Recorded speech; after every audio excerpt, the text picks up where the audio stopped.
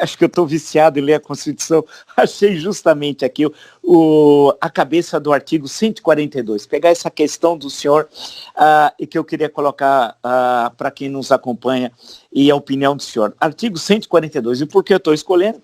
Puxa, o que ele foi falado em abril, maio, junho, e na maior parte das vezes sem que as pessoas conhecessem o artigo. Naquelas manifestações antidemocráticas, eu vi, tem inclusive faixas, queremos o AI-5 de volta. As primeiras pessoas nem sabem o que é o ato adicional número 5. Inclusive o senhor nasceu no dia 13 de dezembro de 68. Justamente no dia do AI-5, né? Exatamente.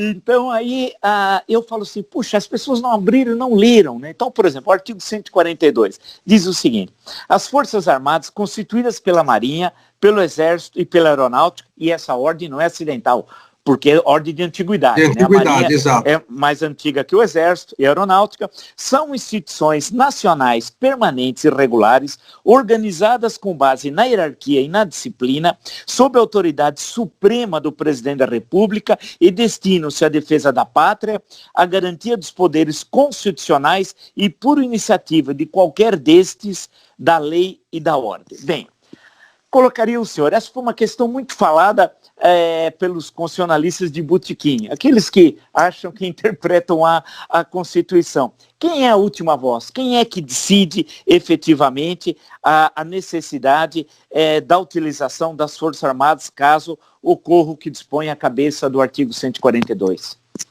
Veja, Vila, essa questão passou pela definição de alguns de que as Forças Armadas seriam um poder moderador no Brasil. Isso é de um absurdo, com todo respeito àqueles que defendem essa posição, de uma falta de conhecimento constitucional, ou porque vários que defenderam têm conhecimento constitucional, ou aqui de um direcionamento ideológico. É uma coisa ou outra. Primeiro, porque as Forças Armadas nunca foram consideradas poder moderador de direito. É inegável, e nós conversamos agora há pouco sobre isso, que durante, principalmente, entre os períodos da ditadura Vargas e ditadura militar, as Forças Armadas sempre foram chamadas como um poder moderador de fato. É um poder moderador de fato porque quem tem as armas acabava influenciando. A partir dos governos militares, e você também, como um grande historiador, sabe disso, se teve algo que foi muito bem estruturado institucionalmente no início dos governos militares, foi uma profissionalização das Forças Armadas. Se alterou a estrutura, se determinou o máximo de 12 anos para que os generais pudessem ficar, exatamente para evitar o que acontecia desde a República Velha, grupos políticos dentro das Forças Armadas. Então, uma renovação para que as Forças Armadas, como realmente são, as Forças Armadas fossem estruturalmente do Estado, não do governo. As Forças Armadas são do Estado, não do governo. O comandante em chefe das Forças Armadas, no presidencialismo, é o chefe de Estado, que é o presidente da República, enquanto atuar como chefe de Estado. As Forças Armadas, no caso de lei e ordem, defesa da lei e ordem, elas podem ser acionadas, como a própria Constituição diz, por qualquer dos poderes. Mas elas não podem atuar de ofício. Elas não podem atuar como um poder moderador, e as Forças Armadas bem sabem disso, e aqui justiça seja feita. As Forças Armadas, nesses 32 anos da Constituição, 2 impeachments, e esses momentos turbulentos que vivemos, principalmente esse ano, as Forças Armadas atuaram de maneira impecável, garantindo a estabilidade. Elas não são poder moderador, mas é inegável que as Forças Armadas têm uma função, assim como outras instituições permanentes na República, de garantir a estabilidade. E as Forças Armadas atuaram dentro, estritamente, das suas funções constitucionais, em que pese a roubos de pessoas, como você disse, que nem sabem o que é o AI-5. Eu tive a oportunidade nesses momentos turbulentos, uma vez no avião, um manifestante, um defensor do AI-5, muito educadamente, pediu para conversar comigo, defendendo o AI-5. E, obviamente, no início da conversa eu já percebi que ele não fazia a mínima noção do que estava falando, e eu perguntei, você sabe por que chama AI-5?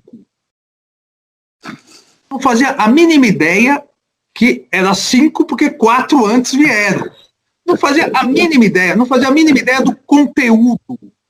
Para ele o AI-5 era, como lamentavelmente é vendido aí por milícias digitais, era um instrumento que garantiu o fim da corrupção. E para algumas outras pessoas, o fim do comunismo, que agora estaria voltando ao Brasil.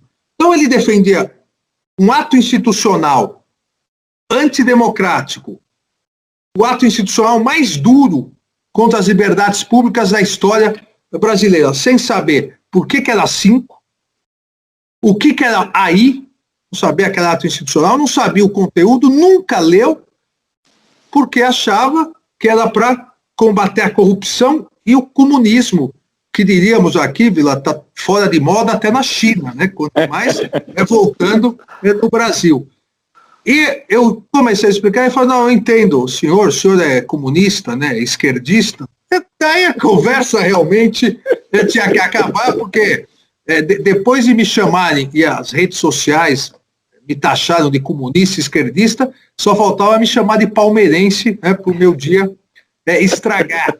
Ou seja, as pessoas defendem coisas que não sabem. As pessoas citaram o artigo 142 como se fosse possível as Forças Armadas, e eu digo que as pessoas citaram sem consentimento das Forças Armadas, que não concordaram com isso. Como se fosse possível as Forças Armadas dizerem, não, realmente, agora nós vamos tomar conta porque está muita confusão. Não existe isso, a Constituição não estabeleceu isso. A Constituição estabeleceu uma tripartição de poderes e o respeito absoluto à Constituição.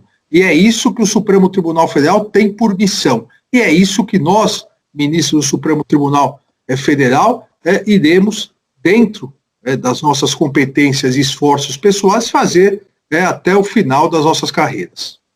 E nesse caso, lembrando que pela Constituição, o guardião da Constituição é o Supremo, a última voz seria do Supremo Tribunal Federal. Exatamente. Houve até uma decisão, foi dada uma decisão numa DPF, uma arguição de descumprimento de preceito fundamental, pelo hoje presidente Luiz Fux, nosso presidente, ministro Luiz Fux, onde explicou exatamente essa questão. Foi uma opção, e aí, novamente, eu volto ao que eu disse. Não foi o Supremo que em 88, 86, 87, 88, na Constituinte, disse, olha, eu sou guardião da Constituição, vou dar a última palavra. Foi a Assembleia Nacional Constituinte, que eu quero lembrar a todos, no Brasil, ao mesmo tempo, era Assembleia Nacional Constituinte, mas era poder constituído, é do Congresso Nacional. O Congresso confiou isso ao Supremo Tribunal Federal. E em 2004, dezembro de 2004, ao aprovar a emenda constitucional 45, reafirmou esse compromisso, confiando no Supremo Tribunal Federal.